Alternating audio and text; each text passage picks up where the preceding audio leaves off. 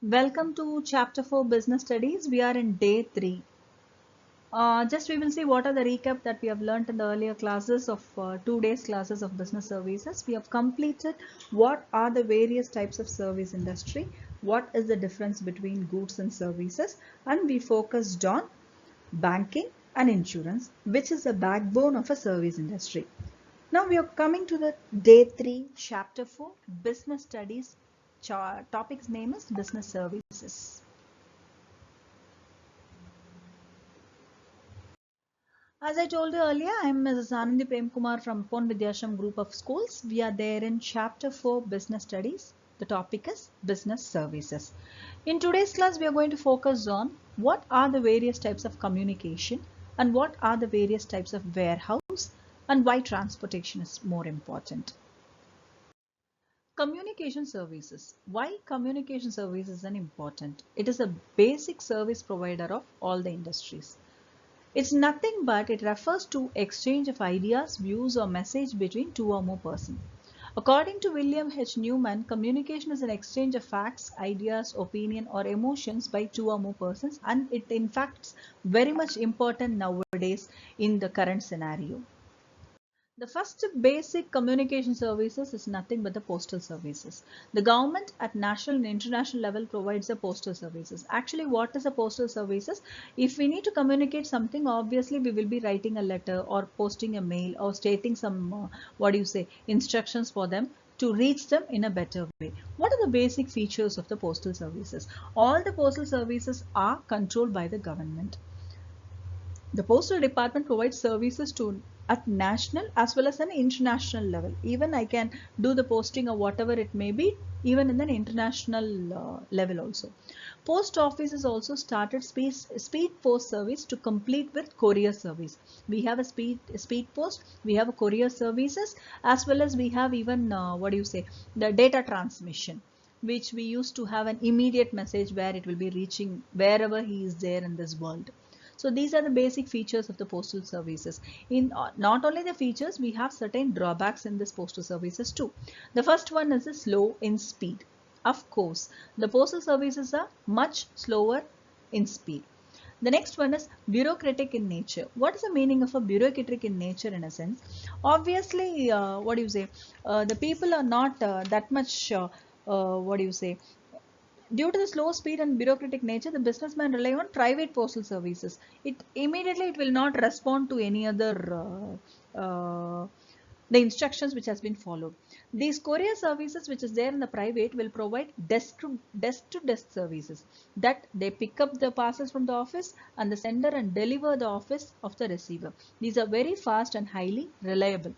So these are the basic drawbacks of the postal services. The next industry which we are going to focus in the communication industry apart from the postal services is telecom services. Telecom services are the backbone of every business activity nowadays. Obviously, we are also through the telecom services. That's the WhatsApp is the main source of business communication nowadays. In the absence of telecom services, every business activity will remain as a dream only. The various types of telecom services are cellular mobile phone, radio paging services, fixed line services, cable services, VSAT services, DTH services. What is a cellular mobile services? It includes all the mobile telecom services such as voice, non-voice, data service, PCO, etc. They can provide direct interconnectivity with any other type of telecom service provider. The second one is the radio paging services, pager. It is an affordable means of communication. It transmits the information to a person even when they are mobile.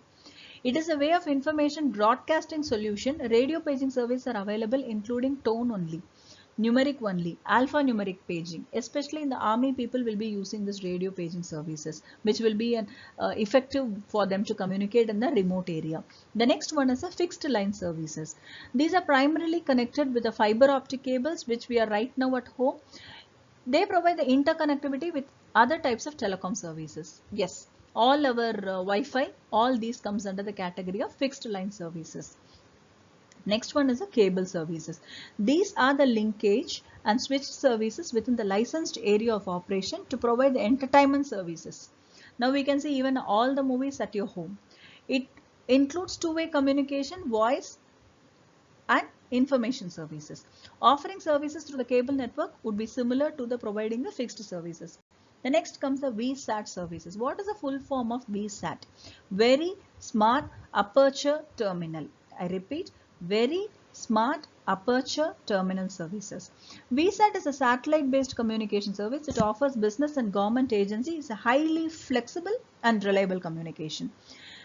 VSAT offers reliable and uninterrupted services. It can use to provide a newspaper online, market rates, tele-education. All these comes under the category of VSAT services. The last but not least is a DTH service. What is a DTH services? It is a direct satelliting media service by the cellular companies to receive the service by the small dish antenna and a set-top box. The DTH service provider consists of a bouquet of multiple channels. These channels can be viewed on television without being dependent on any cable network. These are the basic DTH services. You are well known and well equipped with this VSAT services as well as the DTH services. Actually, what is direct to home? That is a full form of DTH services. So this telecom services is a booming industry nowadays in the service sector, which is an economically sound industry nowadays where you will be having a lot of opportunity to enter in. The next communication industry is nothing but the transportation. It refers to the physical movement of goods from one place to another place. Transportation comprises of freight services.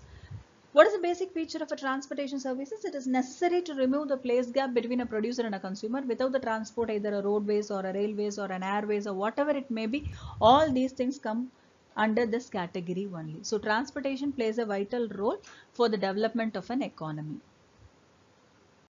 The next one is the warehousing services. What is a warehouse? Warehouse means holding and preservation of goods from time of their production or purchase until their sale or use.